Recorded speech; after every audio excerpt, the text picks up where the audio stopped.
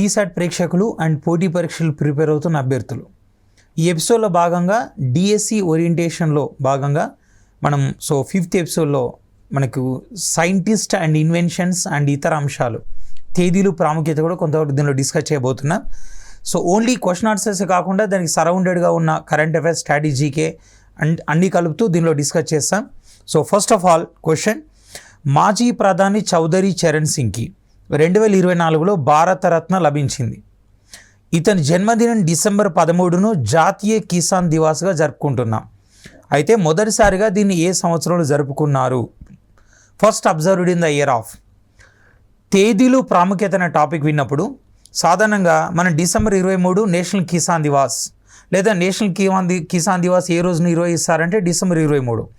ఈ 2 కోణాలు మాత్రమే చదువుతాం. కానీ ఈ 2 కాకుండా మరో 3 కోణాలు అడుగుతున్నాడు. అదేంటంటే నేషనల్ కిసాన్ దివాస్ డిసెంబర్ 23. అయితే దీన్ని తొలిసారి ఏ సంవత్సరంలో జరుపుకున్నారు? And national Kisan Diwas December 23. అయితే 2024లో దీని ఇతివృత్తం ఏంటి, theme? And national Kisan Diwas ఎవరి జన్మదిన సందర్భంగా నిర్వహించుకుంటున్నాం, లేదా కొన్నిసార్లు ఎవరి వర్ధంతి, అంటే దీనికని కాదు వేరే దేనికైనా ఉంటే, లేదా ఏ సంఘటన ఆధారంగా నిర్వహించుకుంటున్నాం.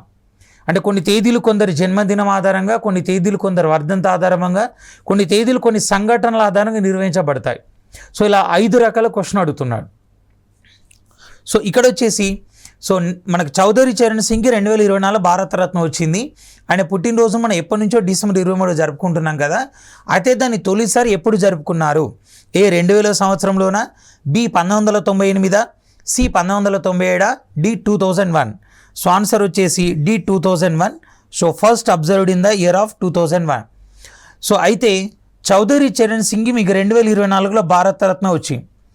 హైయెస్ట్ భారతరత్న చరిత్రలోనే హైయెస్ట్గా ఇది 5 మెంబర్స్కి రావడం జరిగింది. గతంలో తీసుకుంటే 1994లో మనకి 1999లో 4 మెంబర్స్కి వచ్చి, ఇప్పుడు 5 ఎవరు? ఈ 5 మెంబర్స్లో ఎల్కే అద్వానీ ఒకరే జీవించి ఉన్నారు, మిగతా 4 మరణానంతరం తీసుకున్నారు. సెకండ్ పర్సన్ చౌదరి చరణ్ సింగ్, భారత మాజీ ప్రధాని అండ్ ఉత్తరప్రదేశ్ మాజీ ముఖ్యమంత్రి అండ్ ప్రధాని హోదాలో పార్లమెంటుకు హాజరు కాకుండానే రాజీనామా చేసిన ఏకైక ప్రధాని.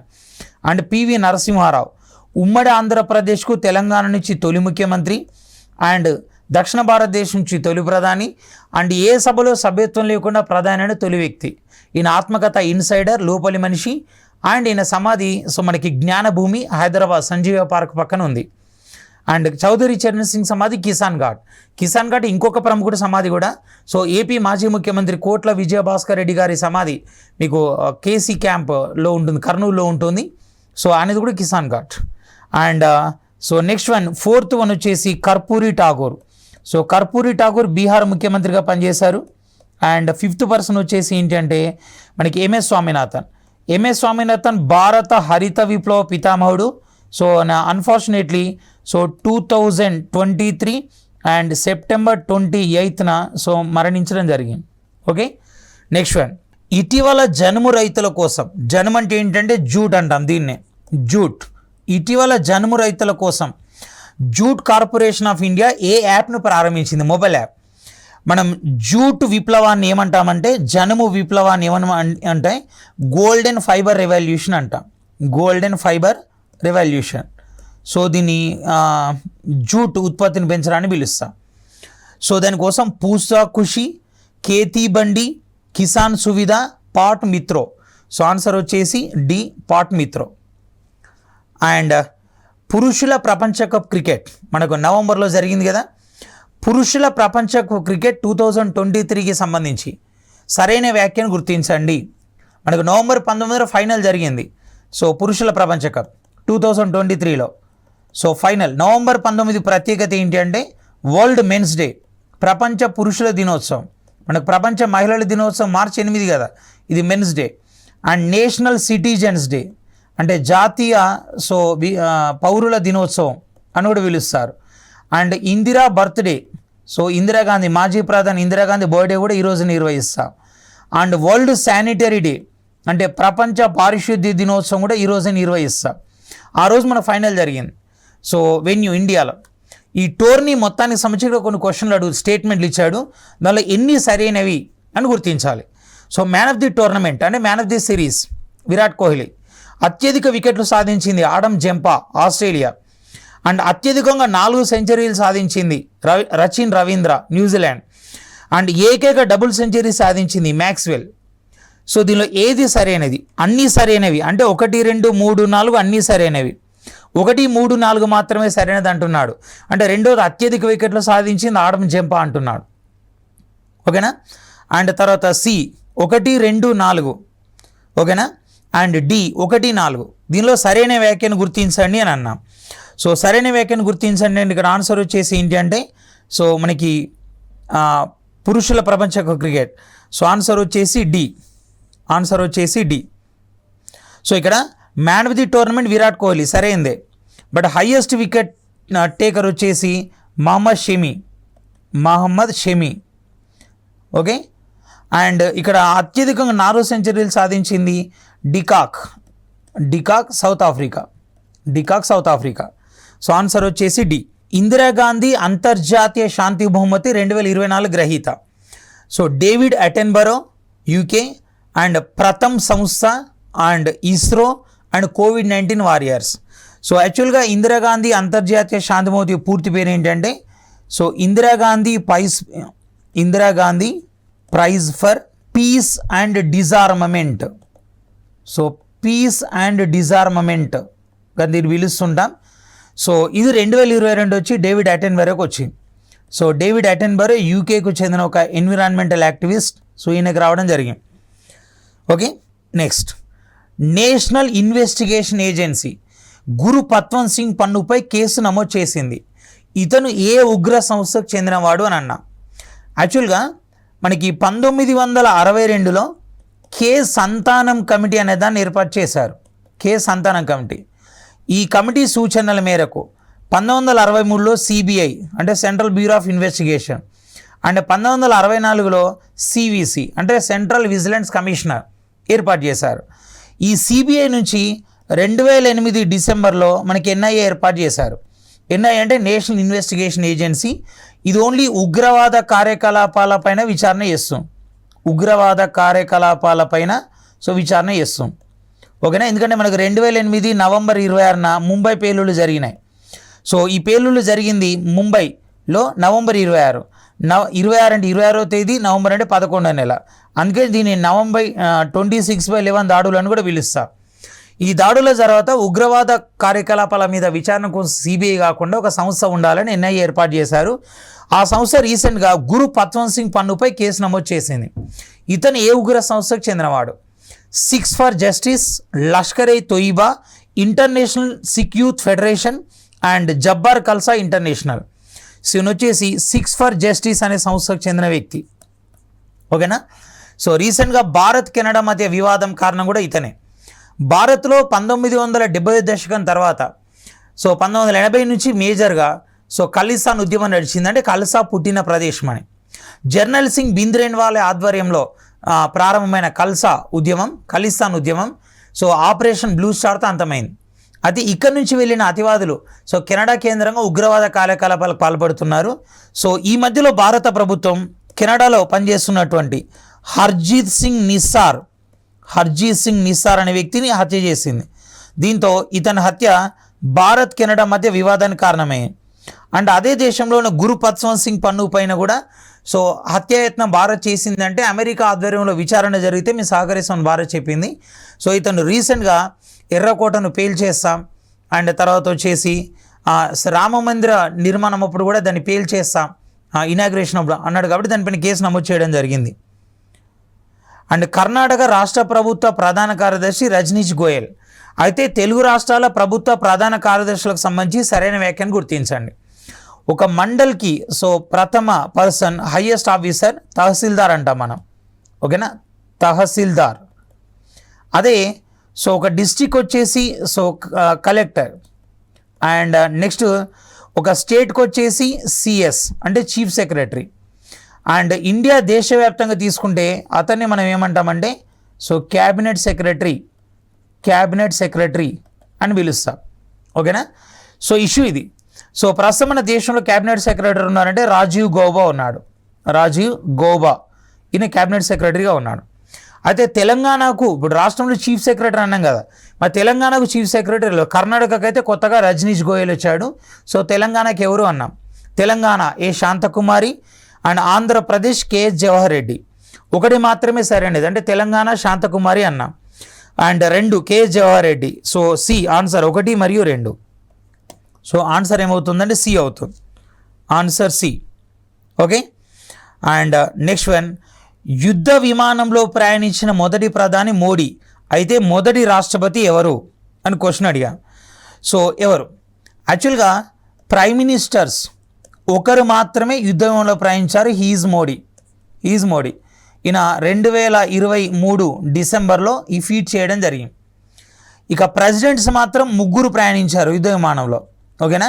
So first one APJ Abdul Kalam, so Avul Pakir Jainulabdeen Abdul Kalam. So next వచ్చేసి సెకండ్ వన్ మనకి Pratibha Patil. And third one వచ్చేసి ద్రౌపది ముర్ము. సో ద్రౌపది ముర్ము మనకు వచ్చేసి 2023 ఏప్రిల్లో ఫీట్ చేయడం జరిగింది. ఇప్పుడు యుద్ధ విమానంలో ప్రయాణించిన ఏకైక ప్రధాని అంటే మోడీ. యుద్ధ విమానంలో ప్రయాణించిన మొదటి రాష్ట్రపతి ఏపీజే అబ్దుల్ కలాం, మొదటి మహిళా రాష్ట్రపతి ప్రతిభా పాటిల్, అండ్ 2వ మహిళ, ఓవరాల్గా 3వ రాష్ట్రపతి వెరీ రీసెంట్గా ప్రయాణించింది మాత్రం ద్రౌపది ముర్ము గారు. ఓకేనా. So Draupadi Murmu. So answer వచ్చేసరి ఇక్కడ మొదటి అన్నాం కదా, మొదటి రాష్ట్రపతి అంటే సో ఆన్సర్ వచ్చేసి బి. అండ్ 2023కు గాను అనీష్ షా, సో ఫిక్కీ నూతన అధ్యక్షుడిగా ఎన్నుకోబడ్డాడు. ఫిక్కీని విస్తరించగా అంటే దాని ఫుల్ ఫామ్ ఏంటని అంటున్నాడు. Federation of Indian Chambers of Commerce and Industry and Federation of International Chambers of Commerce and Industry and Forum of Indian Combined Commerce Industries and ఏది సరైనది కాదు అని క్వశ్చన్ అంటున్నాం. సో ఆన్సర్ వచ్చేసి A. So Federation of Indian Chambers of Commerce and Industry. Next one, 2024కి గాను అంతర్జాతీయ చక్కెర సంఘం అధ్యక్ష స్థానానికి భారత్ ఎంపికైంది. సో ఇంటర్నేషనల్ షుగర్ అసోసియేషన్ అనే దానికి 2024-25 సంవత్సరానికి సో అధ్యక్షత వహిస్తున్న దేశం ఏంటంటే సో ఇండియా. సో ఇండియా అధ్యక్షత వహిస్తుంది. అయితే నేషనల్ షుగర్ ఇన్స్టిట్యూట్ ఎక్కడ ఉంది అని అంటున్నాడు. Bodhan Telangana and Kanpur so Uttar Pradesh and Raipur Chhattisgarh and Coimbatore Tamil Nadu. So 4 ఆప్షన్స్లో ఎక్కడ ఉంది? ఓకే, నేషనల్ షుగర్ ఇన్స్టిట్యూట్ గల ప్రదేశం. So option B Kanpur. Bharat MQ-9B రకానికి చెందిన 31 ప్రిడేటర్ డ్రోన్లను ఏ దేశం నుండి దిగుమతి చేసుకోవాలని నిర్ణయించింది? భారత్ MQ-9 రకానికి చెందిన 31 ప్రిడేటర్ డ్రోన్లను ఏ దేశం నుంచి దిగుమతి చేసుకోవాలని నిర్ణయించింది? Russia, France, USA, Norway. So వచ్చేసి ఆన్సర్ సి యుఎస్ఏ నుంచి దిగుమతి చేసుకోవాలని నిర్ణయించింది.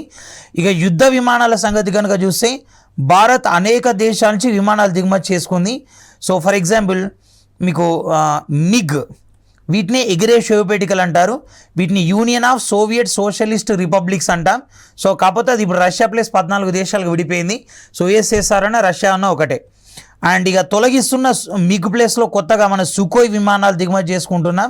ఇది రష్యా నుంచి వస్తున్నాయి. అండ్ తర్వాత మిరేజ్ అండ్ తర్వాత రాఫెల్, ఈ 2 విమానాలు కూడా ఫ్రాన్స్కు చెందినవి. ఫ్రాన్స్.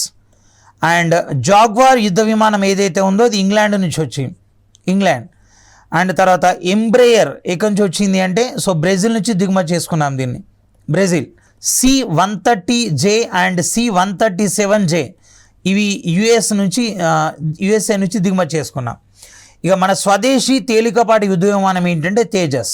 సో దీనికి పేరు పెట్టింది వాజ్పేయి. తేజస్ అంటే ఒక సంస్కృత పదం, వైబ్రెంట్ అని అర్థం. ఇప్పుడు కొత్తగా హెలికాప్టర్లో నేను యుఎస్ఏ నుంచి దిగుమతి చేసుకుంటున్నా.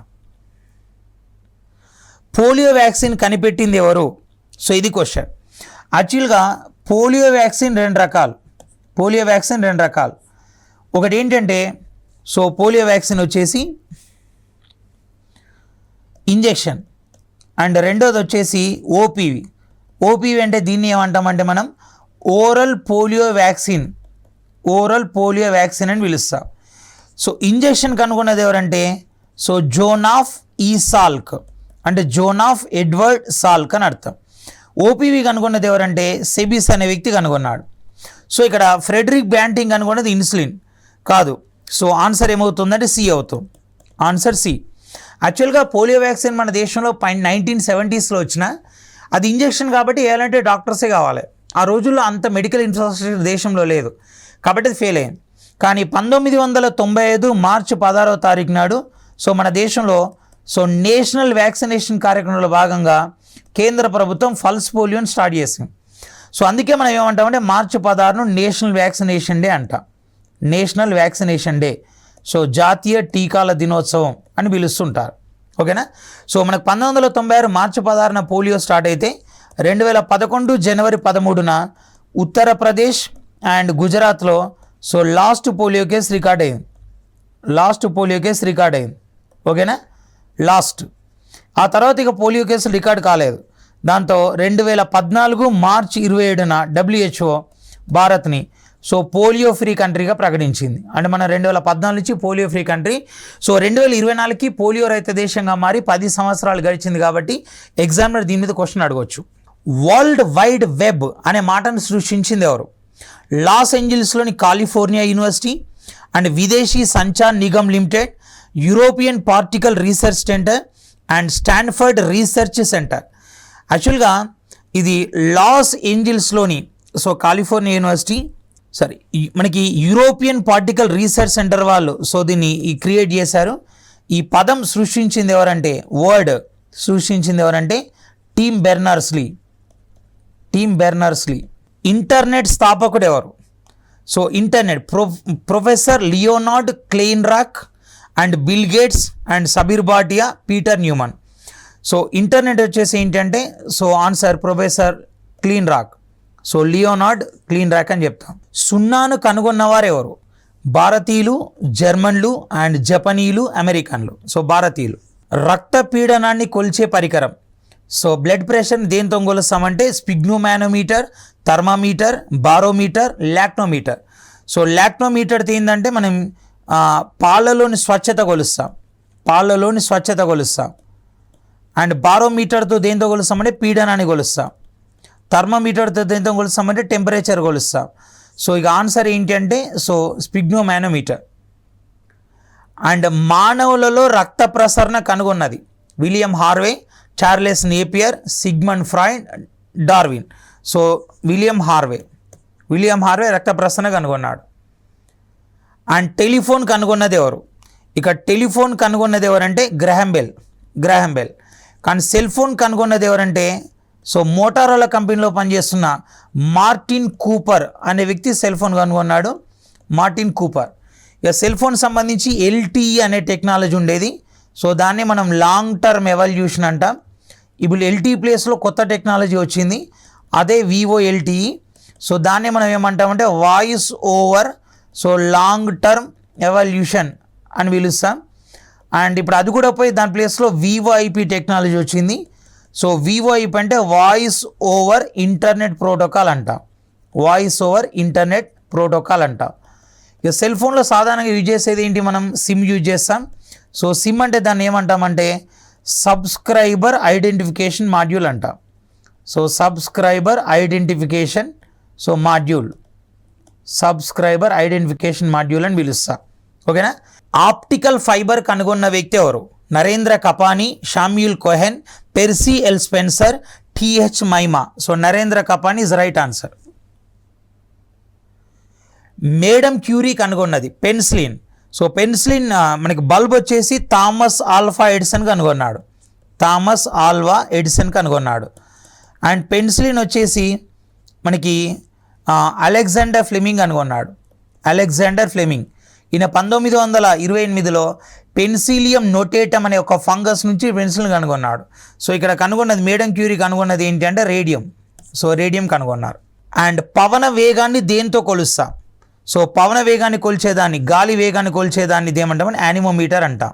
ఆన్సర్. Next question. ఎవరి జయంతిని పురస్కరించుకొని నవంబర్ 15ను జనజాతీయ గౌరవ దివాస్గా నిర్వహిస్తున్నారు అని అడిగా. Loknayak Jayaprakash Narayan, Birsa Munda, Shyam Prasad Mukherjee, DK Karve, I mean Dhondo Keshav Karve. So 2023 సంవత్సరంలో సో మన గౌరవ ప్రధాని మోడీ గారు సో నవంబర్ 15ను జనజాతీయ గౌరవ దివాస్గా ప్రకటించారు. సో నవంబర్ 15 వచ్చేసి బిర్సా ముండా స్టేడియం, ఓకేనా. సో నవంబర్ 15 వచ్చి బిర్సా ముండా జన్మదినం. ఈ బిర్సా ముండా జన్మదినాన్నే మనం సో జనజాతీయ గౌరవ దివాస్గా నిర్వహిస్తున్నాం, జనజాతీయ గౌరవ దివాస్. అండ్ వన్ మోర్ ఇక్కడ ఇంపార్టెంట్ కరెంట్ అఫైర్స్ ఏంటి అంటే ఒడిషాలోని రూర్కేలా నగరంలో సో వరల్డ్లోనే బిగ్గెస్ట్ హాకీ స్టేడియం, ప్రపంచంలోనే అతిపెద్ద హాకీ స్టేడియం ఏదైతే ఉందో సో దీన్నే మనం ఏమంటామంటే so Birsa Munda hockey stadium నిర్మించారు. Birsa Munda so hockey stadium నిర్మించడం జరిగింది. అండ్ సో నెక్స్ట్ వన్ అంటే ఇక్కడ ఆన్సర్ ఏమవుతుంది అంటే సో బి అవుతుంది. బిర్సా ముండా. ఫ్రాన్స్ అత్యున్నత పురస్కారం chevalier de la legion de honour పురస్కారం 2023 పొందిన ఇస్రో శాస్త్రవేత్త అన్న. సో ఏఎస్ కిరణ్ కుమార్ ఇన్ ఇస్రో మాజీ చైర్మన్. టెస్సీ థామస్, ఈమెనే మిసైల్ ఉమెన్ ఆఫ్ ఇండియా అంట, ఓకేనా. సో ఎందుకంటే ఈమె అగ్ని 4 ప్రాజెక్టుకి డైరెక్టర్గా పనిచేసింది. సో మన దేశంలో ఒక మిసైల్ కార్యక్రమానికి డైరెక్టర్గా పనిచేసిన మొదటి మహిళ టెస్సీ థామస్. లలితాంబిక, ఈమె Gaganyaan project director. So Gaganyaan ప్రాజెక్టుకి ఈమె డైరెక్టర్గా పనిచేసింది. And Somanath ISRO present chairman. So ఎవరికి ఫ్రాన్స్ అత్యున్నత పురస్కారం లభించింది అన్న ఆన్సర్ వచ్చేసి C. So Gaganyaan project director అయినటువంటి లలితాంబి గారికి సో ఈ అవార్డు రావడం జరిగింది. అండ్ భూమి లోపలికి కుంగిపోతున్న అంటే భూమి లోపల పలకాలలో మార్పుల వలన భూమి లోపలికి కుంగిపోతున్న ఏ నగరాన్ని పునరుద్ధరింపజేయుటకు కేంద్ర విపత్తు నిర్వహణ సంస్థ 1600 విపత్తు నిర్వహణ సంస్థ అంటే అర్థం ఏంటంటే సో దాన్ని ఎన్డీఆర్ఎఫ్ అంటాం. ఎన్డీఆర్ఎఫ్ అంటే national disaster response force. So ఈ నేషనల్ డిజాస్టర్ రెస్పాన్స్ ఫోర్స్ వాళ్ళు సో 1658.17 సో కోట్లు కేటాయించారు అని అన్నాం. జోషిమఠ్ ఉత్తరాఖండ్, కాట్రా జమ్మూ కాశ్మీర్, లడక్, కులు హిమాచల్ ప్రదేశ్. సో ఆన్సర్ వచ్చేసి జోషిమఠ్. సో ఆన్సర్ ఏ జోషిమఠ్. ఈ క్రింది వారిలో వివిధ రాష్ట్రాలలో నూతనంగా నియమించబడిన ప్రభుత్వ ప్రధాన కార్యదర్శుల్లో తప్పు జతను గుర్తించండి అని అన్నా. తప్పు జతను గుర్తించండి. సో చీఫ్ సెక్రటరీ అంటే రాష్ట్ర ప్రభుత్వ ప్రధాన కార్యదర్శి. ఒక మనకి జిల్లాలో అతిపెద్ద ప్రభుత్వ ఉద్యోగి కలెక్టర్ అన్నాం కదా. సో రాష్ట్రంలో అతిపెద్ద ప్రభుత్వ ఉద్యోగి చీఫ్ సెక్రటరీ. మరి ఇటీవల రకరకాల రాష్ట్రాల్లో కొత్తగా వచ్చారు. ఇప్పుడు తెలంగాణ తీసుకున్నారనుకోని చీఫ్ సెక్రటరీ ఏ శాంతకుమారి గారు ఉన్నారు. సో నూతన నియామకం కాదు, ఓల్డ్ అపాయింట్మెంట్. అండ్ ఏపీకి వచ్చేసి కేఎస్ జవహర్ రెడ్డి గారు ఉన్నారు. సో ఇది కూడా ఓల్డ్ నియామకం. సో మన తెలుగు రాష్ట్రాల్లో ఏ విధంగానైతే గౌరవ సెక్రటరీలు పనిచేస్తున్నారో అట్లా దేశంలో వచ్చారు, అలా లేని వాళ్ళు తప్పు జత అన్నాడు. సో జమ్మూ కాశ్మీర్ అటల్ దుల్లు, ఆంధ్రప్రదేశ్ నీలం సాహ్ని, అండ్ కర్ణాటక వచ్చేసి రజనీష్ గోయల్, అండ్ మధ్యప్రదేశ్ వచ్చేసి వీర్ రాణా. సో వచ్చేసి ఇక్కడ ఆన్సర్ ఏంటంటే సో బి నీలం సాహ్ని కాదు. So AP KS Jawahar Reddy. So ఇక్కడ నీలం సాహ్ని వచ్చేసి ఎవరంటే నీలం సాహ్ని ఆమె ఒకప్పుడు పనిచేశారు, ఇప్పుడు ఏపీ రాష్ట్ర ఎన్నికల కమిషనర్గా పనిచేస్తున్నారు. ఆమె ఏపీ రాష్ట్ర ఎన్నికల కమిషనర్గా పనిచేస్తున్నారు. అదే తెలంగాణలో అయితే మనకు సి పార్థసారథి గారు సో రాష్ట్ర ఎన్నికల కమిషనర్గా పనిచేస్తున్నారు. ఓకే, నెక్స్ట్ ఇటీవల 2వ ప్రపంచ యుద్ధం స్మారక the Hump World War II museum ఎక్కడ ప్రారంభించారు?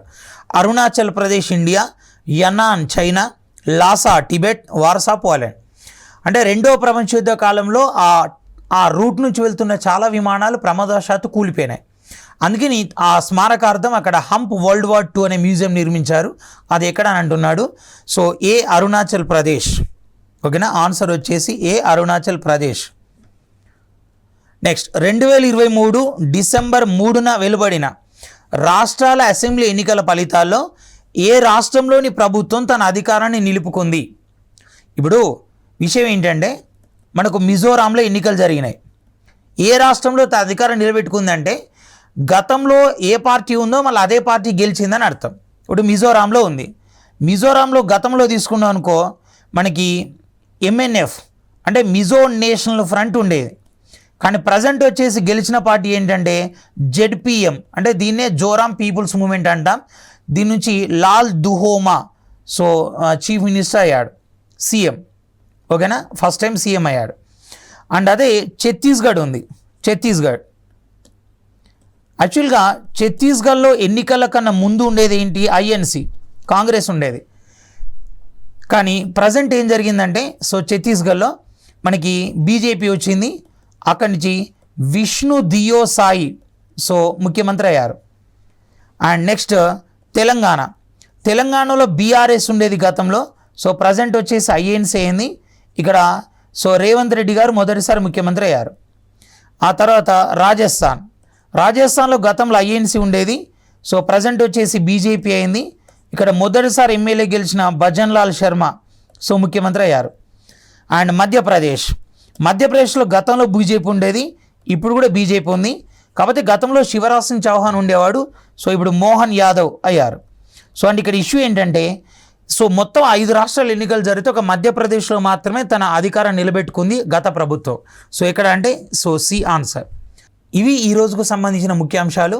అండ్ మరిన్ని అంశాల కోసం మళ్ళీ మనం నెక్స్ట్ ఎపిసోడ్లో కలుద్దాం. So thank you, all the best.